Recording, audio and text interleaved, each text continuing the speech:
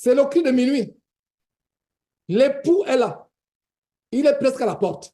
Mais ce n'est pas cet usurpateur que vous venez de voir. Ça fait peur, entre guillemets.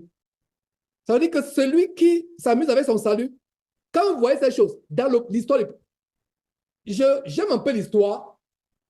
Je ne me souviens pas dans l'histoire des Juifs, même histoire récente, qu'il y a eu l'unanimité sur un homme. Est-ce que vous voyez, avant de continuer avec l'enseignement, il y a les Juifs, il y a les faux Jésus qui sont élevés. Il y a un bandit qui s'est élevé aux États-Unis. Il est même mort 2 mois après que je le dénonce. José Carlos Jesus, qui faisait tâter 166, qui avait les montres Rolex, etc., qui avait les Rolls-Royce, qui avait les cortèges. Ça, c'est les non-juifs. Il y a un Jésus ivoirien qui s'enveloppe avec un linceul tout blanc. Qui dit qu'il est Jésus? Il y a même 2 Jésus qui se font la guerre en Russie. Chacun dit qu'il est Jésus. Un est ancien policier, l'autre, ils se font la guerre. On l'a dénoncé. Ils sont non-juifs. Il y a les faux Jésus. Il y a même un Jésus qui est au Sénégal. Il fait des conférences, il dit qu'il est Jésus, mais il porte les lunettes comme moi.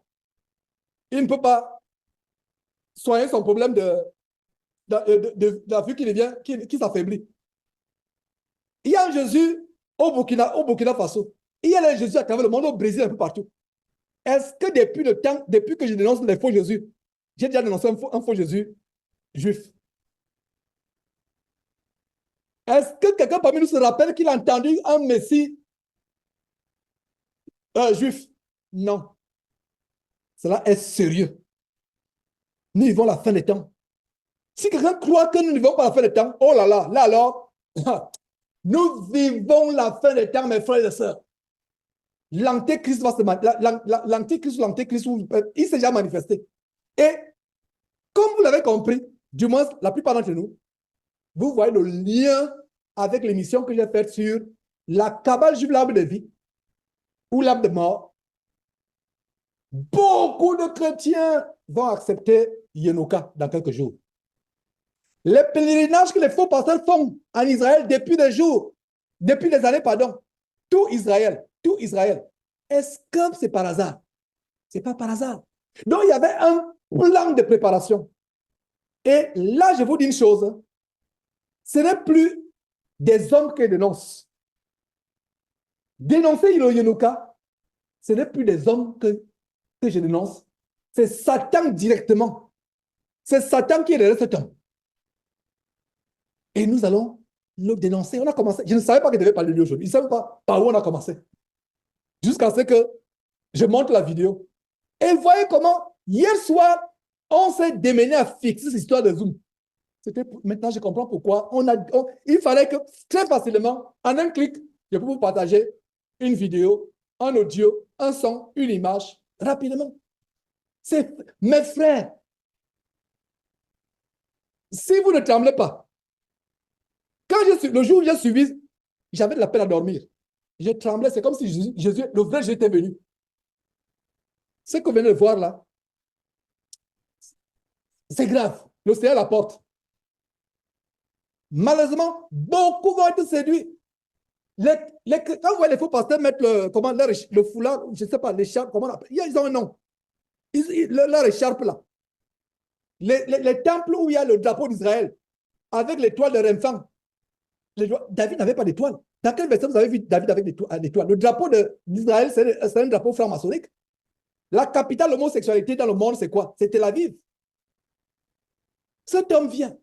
Les gens le dessinent, les gens le tatouent sur leur corps, les gens le vénèrent. Il est érudit. Waouh! Ce monsieur, et c'est une partie que j'ai prise. Ce monsieur récite la Torah il récite la Torah. Comment les gens ne vont pas croire en lui? Beaucoup de chrétiens. Satan ne l'a pas envoyé pour les Juifs. Hein? Satan l'a envoyé d'abord pour nous. Pour vous et moi ici aujourd'hui. C'est pour lui qui va. Parce que les élus, le Seigneur Jésus, Jean-Matthieu chapitre 24, il s'élèvera des faux Christ. Il fera des faux miracles pour séduire, s'il était possible, même les élus. Permettez-moi de mouiller un peu ma gorge. Mes frères, même les élus, même les élus, même les élus. Donc, mes frères, quelle ne doit pas être notre piété, notre crainte? Ce jour-là, j'ai eu peur. J'ai dit, ah Seigneur, nos yeux voient. Donc, quand on disait que le Messie viendra, la vidéo l'a fait peur. Quand on disait que le Messie, donc c'est ça. Dans une base militaire, il est là, il est devant le piano, il récite, les gens disent Amen, il récite, il récite, il récite. Ici aux États-Unis, il y a même vous allez sur Instagram, il est viral. J'ai fait des recherches après. J'ai fait des recherches, sur Instagram, je suis allé sur les réseaux sociaux. Waouh, Yenuka est célèbre. Mais vous et moi, est-ce qu'on entendait parler? Vous devez seulement voir quelqu'un qui dit, oh, Sœur Blandine, est-ce que tu sais que ton Jésus, là, il y a un qui est venu là. Je pense que c'est, les gens commencent à prêcher. Et c'est ça qui va se passer bientôt. Quelqu'un vient voir le frère Ismaël, dit que, oh, regarde, prenons les devants. Lisez beaucoup la parole de Dieu. Dénoncez. Terminons, mes frères et sœurs. Je ne sais pas s'il y a un journal terminé à 16h, heure de Houston. Il est presque minuit là-bas, quelque part en France ou en Europe, ou vous qui êtes quelque part en Europe ou en Afrique. Terminons, mes frères. Je suis content d'avoir introduit quand même ce Messie. C'est une manifestation de la puissance d'égarement. Voilà le trait d'union entre les pasteurs kabbalistes maçonneries et cet homme-là. Voilà leur Jésus. Voilà leur Jésus. Et ça, c'est les maîtres de la Kabbale. Tous ces gens que vous avez vus, les rabbins que vous avez vus là, c'est des ténors. Ce n'est pas des. C'est des personnes, quand ils parlent, même le premier ministre israélien, c'était ces gens que vous avez vus. Eux, ils sont du monde francophone, généralement en France. C'est eux qui défendent vraiment le judaïsme. Et c'est des ténors de la Kabbale juive.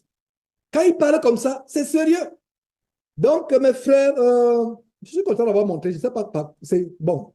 En fait, je sais, c'est Dieu qui a voulu qu'on montre cela. Mais humainement parlant, je n'avais pas prévu ça.